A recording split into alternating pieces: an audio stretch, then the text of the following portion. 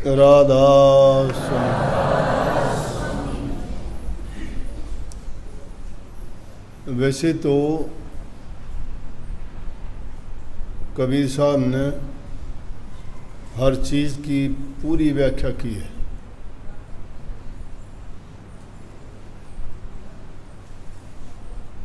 जितने भी संसार की चीज़ें, चाहे वो जीवन सुधार की हैं, चाहे चरित्र निर्माण की हैं,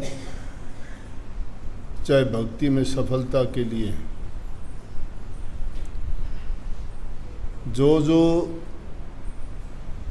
चीज़ रुकावट पैदा करती थी, हर चीज़ के बारे में खोल के बताया कि इंसान के जीवन में ये चीज़ें बाधा डालती हैं।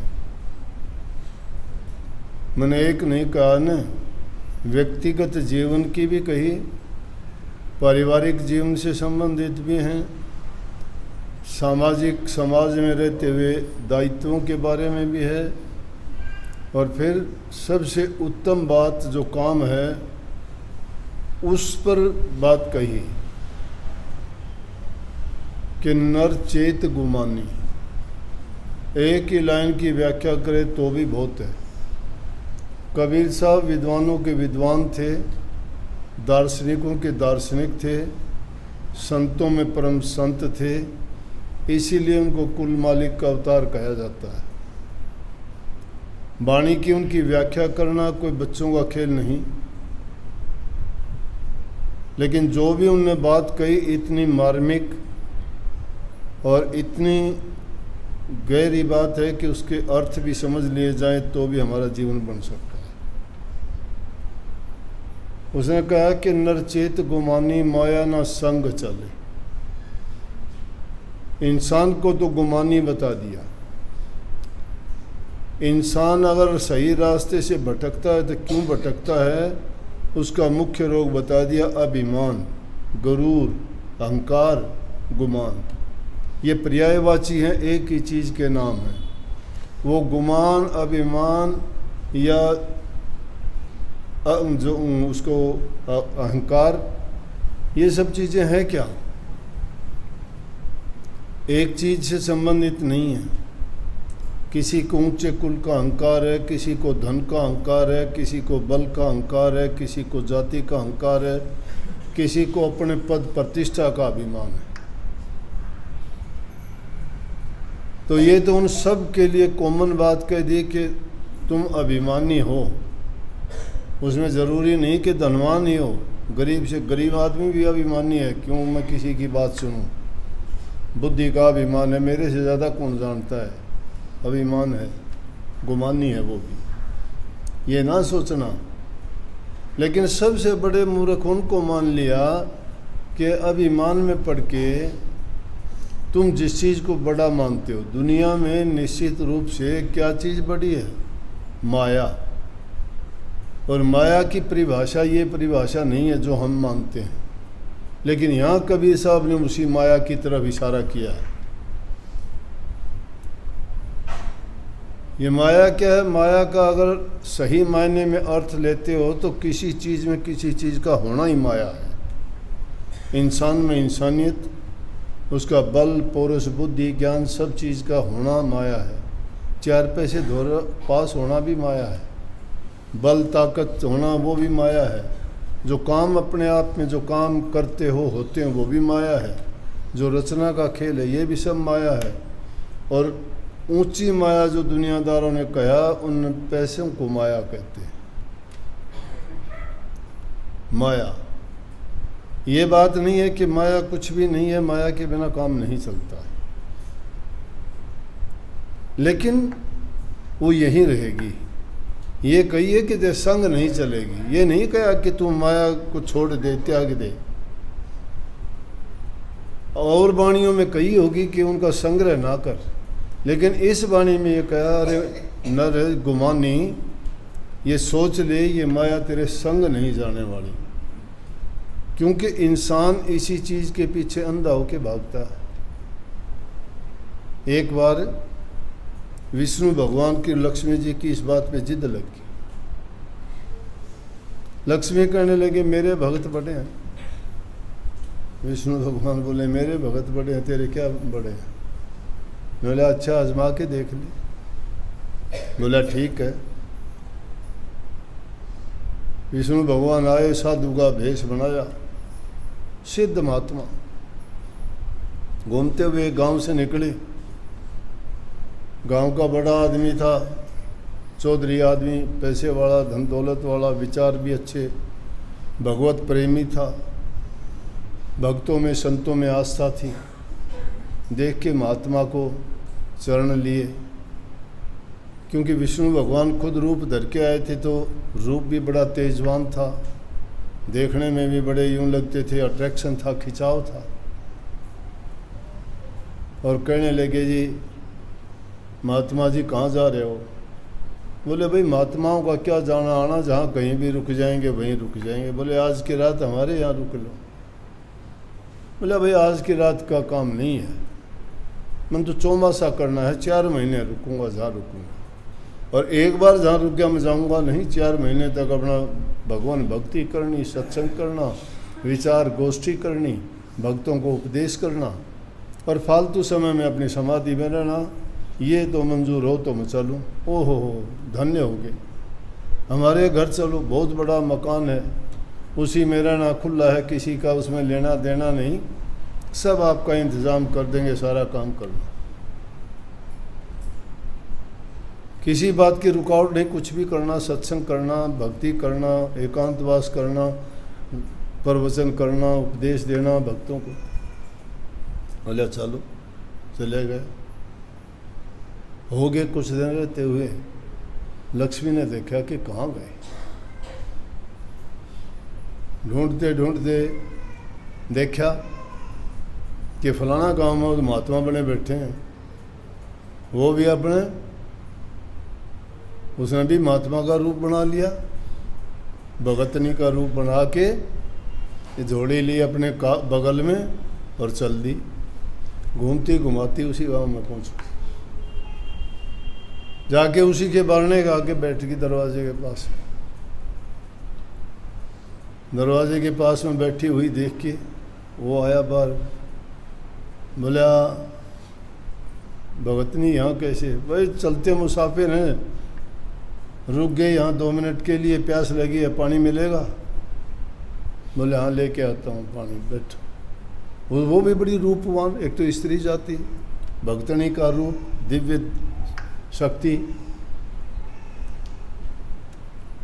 देख के वो भी हैरान हो गया कि महात्मा तो थे, वो थे कम, ये भी नहीं है। उसको क्या पता विष्णु भगवान की पत्नी है लक्ष्मी। पानी लेके आए, बोला ये लो। बोला रुक रुक, ऐसे नहीं लेती मैं पानी। तो बोला मैं अपने बर्तन में पानी पीती।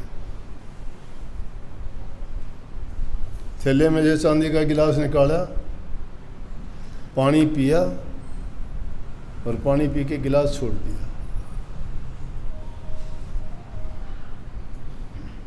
देख के वो बोले चांदी का गिलास, अब माया का लोभ ये होगा उसको, तो वैसे नजर जहाँ होगी वहाँ होगी। बोले एक गिलास, बोले मैं एक बार से ज़्यादा दोबारा यूज़ नहीं करती, किसी पदार्थ को फेंक दूंगी, उठा लेगा कोई जिसको जरूरत। बोला मुझे दे दे, कोई भी ले ले, मुझे क्या करना है। बोला तो आज तो रुकोगे आप, खाना भोजन बताओ। भोजन तो भूख लगेगी, खाएंगे। बोला भोजन तैयार है। भोजन जीवने के लिए गई, वो एक काम, वो भोजन लेके आए। बोले ना ना ना ना, मैं अपने बर्तनों में लेती हूँ। थैले में से थाली निकाली, कटोरी निकाली, गिलास निकाली, चांदी की चमचमाट कर। सेठ ने सोचा भाई ये तो मौज होगी। परमात्मा ने बड़ी कृपा करी कि देखो, खाना खाने के बाद बोले बर्तन, बोला तुझे बताई थी बर्तन में एक बार यूज़ करती हूँ फिर नहीं करती। बोला तो आप कहाँ जाओगे? बोला हमारा क्या ठिकाना, कहाँ जाना है, जहाँ मर्जी होगी चले जाएंगे, भगत लोग जहाँ कहेंगे रुक जाएंगे। बोले एक काम नहीं करो। बोले क्या? बोला हमारे यहाँ नहीं रुक जाओगे। बोला भाई रुक तो जाऊँ, फिर मेरी शर्त है कुछ। बोला क्या शर्त है? बोला मैं जहाँ रुकूँ वहाँ कोई दूसरा आदमी नहीं रुकना चाहिए, उस गांव में कोई महात्मा मुत्मा नहीं आना चाहिए। उसने सोची करना ही बेगन हो रहा है तो, लेकिन उसका क्या करूँ लटका वो किम देने का लेने का, ये तो चांदी के बर्तन तो देगी। बोला एक है तो, लेकिन बोले मैं नहीं रुकूंगी। बोला उसने मैं निकाल दूंगा, और उससे पहले पक्का वादा किया था। बोला दुनिया की कोई ताकत नहीं बोल भी दे आपको, मेरी जगह मेरा घर मेरा सब कुछ, रहो आराम से। बोले ठीक है। बोले देख मैं पक्की बात करे तो मैं रुकूंगी, नहीं रुकूंगी। बोला पक्की बात होली, वो है महात्मा उसको कह दूंगा जा भाई और कहीं कर ले तेरा चौमासा। वो घर बैठेगी और घर बैठ के देखने लगी। उसने जाके कहा महात्मा जी, बोले हाँ भाई। बोले जी मेरी पहले वाली बात तो माफ़ कर दियो, आप अब रह नहीं सकते यहाँ। ने बोला क्यों भाई भगत, तन तो कही थी 4 महीने किसी इतना भी रहने। बोला देखो कुछ भी कहो चाहे मजबूरी है मेरी। उसने सोच लिया आगे भी हैं, घराड़े तो पहले समझ जाने, वो भी समझ गया विष्णु भगवान के हाल ही भाई, नहीं तो इसी बात थोड़ी थी। बोला भाई भगत के बात, बोला बात के भाई इस तरह एक मारा आगे भगत नहीं और आपको तो जाना पड़ेगा। बोला ठीक से भाई, छोड़ के चले गया। बोला ये तो मैंने बेराया था जे दिन। बोला दुनिया में भगत माया के हैं, समझ गए ना, भक्ति किसी को प्यारी नहीं है। लेकिन कबीर साहब ने उस बात को क्या कहे कि नरचेत गुमानी माया ना संग चले। क्यों कही ये बात कि माया संग चलने वाली नहीं है। और कबीर साहब ने उस माया को कहे कि ये माया जिसको हम माया कहते हैं धन दौलत, ये 2 प्रकार की है। इसका भी अगर सही उपयोग किया जाए तो ये हमारे काम की भी है। कबीर माया रूखड़ी 2 फल की दातार, खावत खर्चत मुक्ति दे और संचत नरक के द्वार। कि ये कबीर माया रूखड़ी, रूखड़ी कहते पेड़ को, रूख को, कि ऐसा पेड़ है माया ये 2 फल देने वाली है। अगर इसको कोई खाता खर्चता है ना तो मुक्ति द्वार को जाता है, अगर उसका संचय और संग्रह करता है ना तो वो नरकों में जाता है, डूब जाता है। नरक के द्वार का मतलब क्यों, अगर नहीं खर्च करता या खर्च गलत काम में करता है तो वो आदमी या माया उसको लेके बैठ जाती है। लेकिन इसी माया को अगर वो नेक काम में लगाता है, भूखे गरीब को देता है, ज़रूरतमंद की मदद करता है, जिसको भी हालत जिसकी पत्नी और उसकी इस माया से उसने उसकी मदद कर दी, तो साथ ले जाने की बजाय अगर छोड़ के जाएगा तो मिट्टी है। यहाँ अगर उसने नेक काम में खर्च की है तो यूँ समझो उसने बैंक में जमा कर लिया, उसका परिणाम उसको अच्छा मिलेगा। तो इसलिए कहे कि कबीर वो माया 2 तरह की है, लेकिन इस माया से कोई गुरु भक्त ही बच सकता, हर एक के बचने की बात नहीं है। इसकी चमक और दमक ऐसी है, जिस प्रकार से उस साधु को घर से निकलवा दिया ना, ये माया लेके बैठ जाती है, डूब जाती है। इंसान के सभी अच्छे गुणों को ये धराशायी कर देती है 2 मिनट में, क्योंकि इसके काबू में सारी चीज़ है। मन को डबो देती है, 1 सेकंड में लोभ में आ जाएगा, लालच में आ जाएगा, अहंकार में आ जाएगा। कोई इच्छा और तृष्णा ऐसी पैदा कर देगी कि हाय मेरे पास तो ये होना चाहिए, वो होगा नहीं। होगा कैसे? होगा उद्यम से और कर्म से और मेहनत से। जो मेहनत उद्यम और कर्म करता है वो इंसान कुछ भी कर ले अपना, बिना कमाए उसके बाद में सुख मिलता है, कमाता है सुख बाद में मिलता है। कष्ट शुरू में उठाना पड़ता है, कर्म कोई भी हो, चाहे दुनियादारी का कर्म करते हो कमाई के लिए, माया के लिए, धन के लिए, परिवार के लिए, तो भी आपको उसका सुख टाइम व्यतीत होने के बाद मिलेगा। इसी प्रकार से भक्ति रूपी भी जो कमाई की जाएगी वो भी बाद में मिलेगी। धन भी अगर कमाते हो तो पहले तो आपको मेहनत का अपना पसीना बहाना पड़ेगा। जब आपके पास कुछ होगा, वो होगा तो अपनी मेहनत के किए हुए से किसी की मदद करते हो तो वो तुम्हें उसका 4 गुना 10 गुना 8 गुना फल देगा। लेकिन अगर हेरा फेरी का गलत रास्ते से गलत तरीके से आया, वो बर्बाद करेगा। खुश इंसान हो जाता है, थोड़े समय के लिए होता है। मैंने ज़िंदगी में कोई ऐसा आदमी नहीं देखा कि ऐसे काम करने वाला सुख पाया हो। ज़्यादा से ज़्यादा उसकी एक पीढ़ी सुखी रह सकती है, उसके बाद तबाही हो जाती है। तबाही क्यों हो जाए? इसलिए संतों ने, महापुरुषों ने ये कही है कि अपने बच्चों को धन ना दो, उनको अच्छी शिक्षा दो, उनको काम करने का सलीका समझाओ, उनको उद्यम करने और मेहनत करने के लिए प्रेरित करो। तुम उनको देते रहोगे तो वो उतने ही खराब होते रहेंगे। जो अपने मेहनत में इतबार करेगा, मेहनत की जो कमाई खाएगा, उसके विचार शुद्ध और पवित्र होंगे, उसका जीवन पवित्र होगा। ये वो जो कहता है कि माया ना संग चले, अगर तुम्हारे पास है भी तो क्या करोगे कि जवानी है वो तो तुम्हारी यारी दोस्ती मिलन प्रेम और दूसरे चीज़ों में बर्बाद कर दोगे, भोग विलासों में पड़ जाओगे। वो चीज़ें तुम्हें गलत रास्ते की ओर ही लेके जाएंगी। बुढ़ापा आएगा तो कुछ करने लायक नहीं रहोगे। जब काम करने का टाइम था, जब काम नहीं किया, बाद में आपको कौन संभाल करेगा? और जाओगे खाली हाथ जाना पड़ेगा। अगर संग्रह किया है तो छोड़ के जाओगे, ना छोड़ के जाओगे तो लोग छीन लेंगे आपसे। तुम्हारे साथ तो जाना नहीं है, सब यहीं रह जाना है जो है वो। इसलिए कई उनमें से संग चलने वाली जो चीज़ नहीं है, और उस चीज़ के लिए तुम कितने मारे मारे फिरते हो, उस चीज़ के लिए तुम कितने पाप कर्म कर जाते हो, उस चीज़ के लिए तुम अपने जीवन को संवारने वाली चीज़ भक्ति को भुला देते हो। इस मिट्टी को हासिल करने के लिए चोर बनते हो, झूठे बनते हो, ठगी करते हो, हर प्रकार के पाप कर्म कर जाते हो, इसी के पर्दे के पीछे करते हो। अगर ये चीज़ इंसान के दिमाग में नहीं होती तो इंसान इन सारी चीज़ों से बरी था। इसीलिए खेल माया का और काल का रचित बता दिया। काल अपना काम करता है, माया जो है जाल रचती है।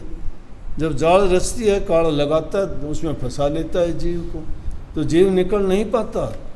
इसलिए संतों के दरबार में जब सत्संग प्रचार होता है और जीवों को उपदेश किया जाता है तो काल खड़ा देखता है इस बात को कि कितने जीव निकलने वाले हैं। उसको बड़ा, क्योंकि उसका राज उखड़ता है, उसके राज उसको बड़ा नुकसान होता है। जिस प्रकार से आप लोग संसारी थे, नाम नहीं लिया था आपने, तब तक सारे ऐबों में पड़े हुए थे, लेकिन नाम ले लिया तो बाहर आ गए उस दायरे से आप। काल का पिंजरा है, वो जेल है, और उस जेल से निकलने का वीज़ा कहो, पासपोर्ट कहो, टिकट कहो, वो नाम है।